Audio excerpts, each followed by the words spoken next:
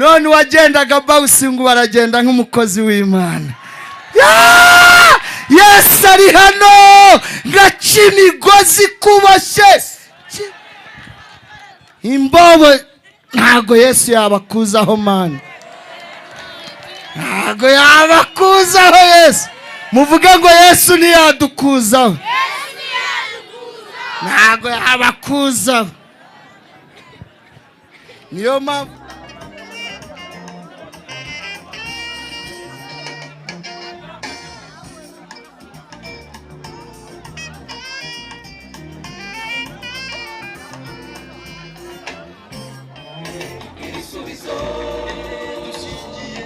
dushingiye ku mirimo ikomeye wadukoreye, dushingiye ku bikorwa bifatika ukora.